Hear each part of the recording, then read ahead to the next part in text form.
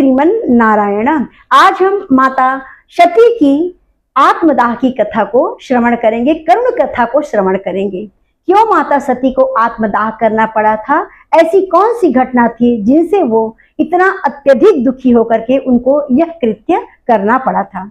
माता सती प्रसूति माता की पुत्री थी, प्रसूति माता के गर्भ से जन्म ली थी और दक्ष प्रजापति की पुत्री थी। बाल्यकाल से भगवान शंकर को अपने पति के रूप में पाने के लिए वो तपस्यारत रहती थी। वह उनको ही पति के रूप में पाने के लिए तपस्या करती थी। जब वह युवा अवस्था हो गई, दक्ष प्रजापति ने उनका विवाह करना चाहा।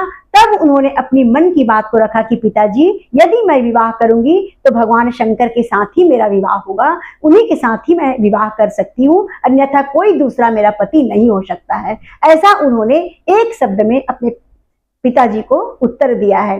पिताजी ना चाहते हुए भी, क्योंकि इतनी सुंदर उनकी पुत्री और कहाँ औघड़दानी, कहाँ बागंबर वो वेशधारी भगवान शंकर, ये सब जो है सामाजिक वेश ना होकर के ऐसा वेश था, साधुओं सा वेश था, वो जो है दक्ष प्रजापति को नागवार था।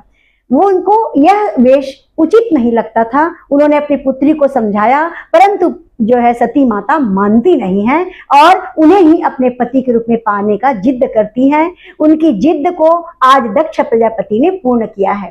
जब उनका विवाह हो जाता है भगवान शंकर के साथ, वो हिमालय में जाकर के बहुत सुंदर अपने पति के साथ जीवन यापन करने लगती है। भगवान शंकर के साथ उनका गृहस्थ जीवन आनंद से चलने लगता है। आगे क्या होता है? एक दिन दक्ष जो है महान यज्ञ का आयोजन करते हैं। इतने अद्भुत उन्होंने यज्ञ का आयोजन किया जिसमें सारे देवताओं को बुलाते हैं, सारे ऋषिगणों को बुलाते हैं और जो है और भी अन्य जो प्रजापति थे उन सब को उन्होंने बुलाया है। लेकिन भगवान शंकर बस को वहां पर नहीं बुलाया जाता। उनका यह कहना था कि उनका यह जो वेश है वो जो है सामाजिक नहीं है, यह तो अवगढ़ है, इसको वही एकांत में रहना चाहिए, समाज में इनको नहीं आना चाहिए। ऐसा अपमान करके, अपमानित करने के लिए उन्होंने उस यज्ञ में उनको आवाहन नहीं किया है, उनको आमंत्रण नहीं किया था।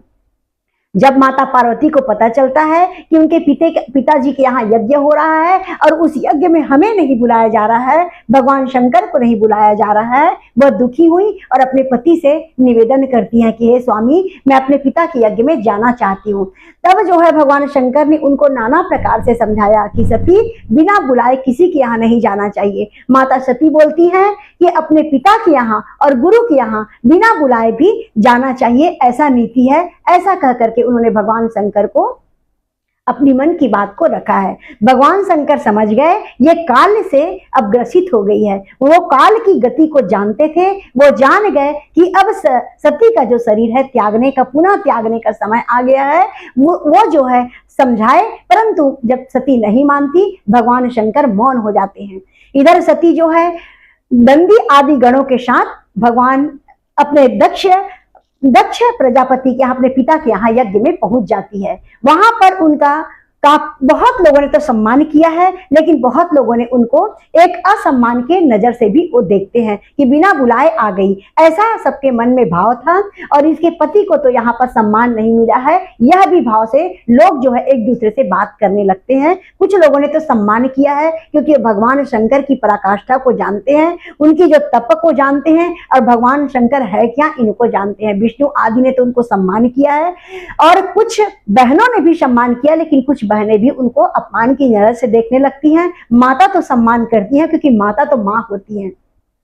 सबके भावों को देखती हुई, सबके मन की बातों को जानती हुई, जानकारी लेती हुई, सबकी मन की बातों को जानते हुए माता पार्वती घूमने लगती है यज्ञ स्थल में। उन्होंने देखा कि सबको स्थान दिया गया है, प्रजाओं को, देवताओं को, ऋषियों को, परंतु भगवान शंकर को वहां पर स्थान नहीं दिया गया था।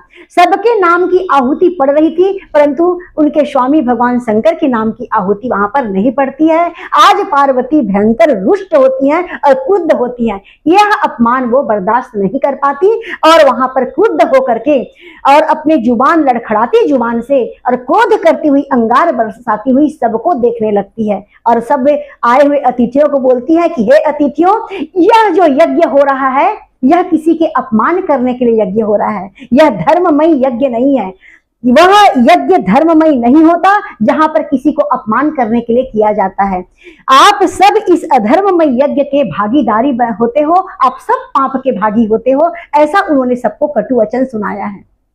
जहां भगवान का सम्मान नहीं, शंकर का सम्मान नहीं, जहां उनको भाग नहीं, उस यज्ञ में शामिल होकर केवल आप जो है पाप के भागी बनते हो, पाप का फल खाते हो, ऐसा उन्होंने सबको कटु वचन सुनाया है। और अपने पिता को बोलती है कि हे पिता, आप जो है मेरे स्वामी को यहाँ पर आमंत्रण क्यों नहीं दिए और उनको यहाँ पर सम्मान क्यों नहीं दिए। यहाँ पर दक्ष प्रजापति जो है नाना प्रकार की कटु वचन बोलते हैं और कटु वचन बोल करके अपने पुत्री का जो है एक प्रकार से वो अवहेलना करते हैं। इस अवहेलना से जो है सती माता आहत होती हैं और क्रुद्ध हो जाती हैं, अपमान को बर्दाश्त नहीं कर सकती और अपमान, असीमित अपमान को देखते हुए, असह्य अपमान को देखते हुए वो क्रोध करती हुई अपने पिता से बोलती है कि पिताजी, मैं चाहूं तो यह इस यज्ञ को विध्वंस कर सकती हूँ, परंतु इससे भी अच्छा कर्म यह होगा कि यह जो शरीर है जो आपने दिया है, इस शरीर का परित्याग करके मैं भगवान शंकर के सम्मान को जो है उचित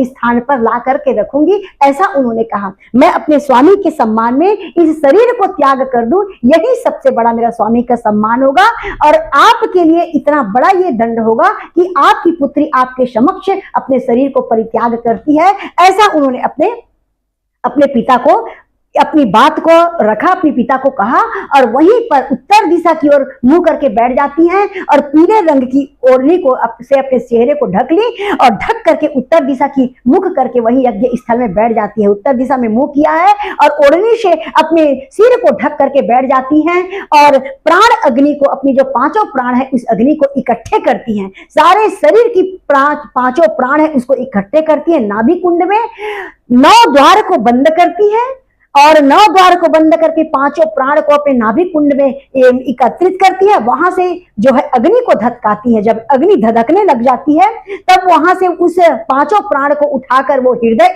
चक्र में लाती हैं। हृदय चक्र में उस अग्नि को धधकाने के बाद जब वो अग्नि और भयंकर प्रज्वलित होने लगता है, वह जो है उसको अपने आज्ञा चक्र में ले जाती है और आज्ञा चक्र से इतना अत्यधिक अग्नि का जो है प्रज्वलन शक्ति बढ़ता है कि पूरा शरीर जो है धू धू करके जलने लग जाता है।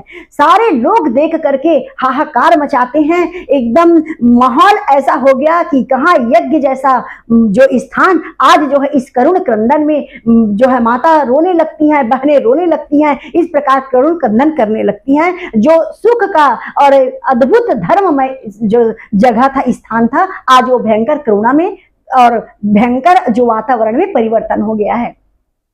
कुछ तो इसका विरोध करते हैं कि ऐसी घटना नहीं करना चाहिए, लेकिन कुछ ने हाथ जोड़ करके माता पार्वती से माफी मांगा है और भगवान शंकर से माफी मांगते हैं। वहां पे जो नंदीगढ़ आदि थे उन्होंने तहस नहस मचाया है और दौड़ते हुए जाके भगवान शंकर को इस घटना को बताते हैं। भगवान शंकर इतना रुष्ट हुए, क्रोध हुए और क्रोध करके अपनी बालों को, अपनी जो जटाएं है उसको खींच करके जो है कुछ बालों को उखाड़ करके धरती में पटक देते हैं। जैसे ही धरती में पटकते हैं, वीरभद्र और भद्रकाली वहां से उठ खड़ी हुई प्रागट्य होती हैं। ये दोनों जब देवी देवता प्रकट होते हैं, उन्होंने पूछा कि प्रभु बताइए आदेश क्या है। भगवान शंकर बोलते हैं जाओ यज्ञ के, दक्ष के यज्ञ स्थल में जाओ और पूरी यज्ञ स्थल को तहस नहस करो, जो भी सामने आएगा उसको भी आप दोनों दंडित करो। ऐसा भगवान शंकर ने उनको आदेश दिया है। वीरभद्र वायु की गति से दौड़ते हैं और भद्रकाली भी हाहाकार मचाती हुई दौड़ती है और जा करके पूरे जो वहां पे उपस्थित थे, जो उनको सामने आए रोकने के लिए, उन सबको तहस नहस करके वो यज्ञ स्थल को तहस नहस करते, सबको मार काट मचाते हैं।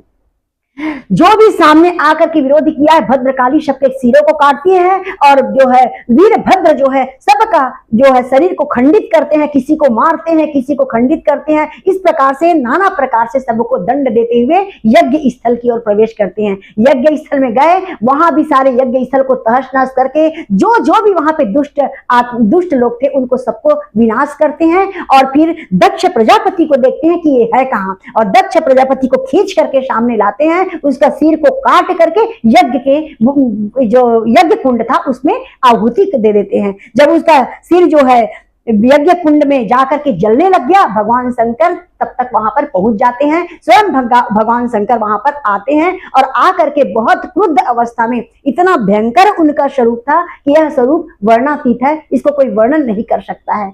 इतना रोष, प्रेम की अद्भुत उनके हृदय में जो ज्वलन उत्पन्न हो रहा था, आंखों में आग बरस रहा था, आज जटाएं जो है खुल करके छितिर बितिर हो गई थी और उनका यह रूप देख करके सब कोई कंपित हो जाते हैं।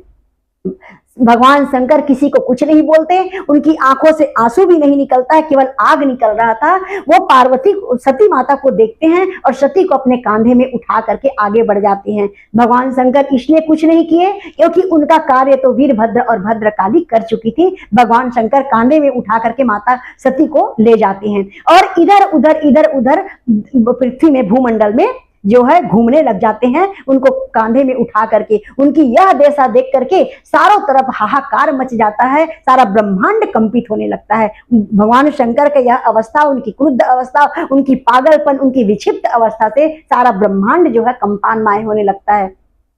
तब सब देवी देवताओं ने मिल करके भगवान विष्णु को मनाए और विष्णु भगवान जी से कहते हैं कि आप ही इस जो दुखद स्थिति है इसको आप हल करिए प्रभु, ऐसा उन्होंने कहा। भगवान विष्णु अपने सुदर्शन चक्र को आदेश देते हैं कि भगवान शिव को पता भी ना चले और माता सती का जो शरीर है खंड खंड होकर के यत्र सर्वत्र जो है विसर्जित हो जाए, ऐसा उन्होंने अपने सुदर्शन चक्र को आदेश दिया है। सुदर्शन चक्र जा करके माता सती के शरीर को एक एक अंग को काटते जाते हैं। जब सुदर्शन चक्र से उनका शरीर कट कट के गिरने लगा, वह जो है शक्तिपीठ बनता है। यहां से शाक्त परंपरा की जो है शक्तिपीठ परंपरा आरंभ होती है।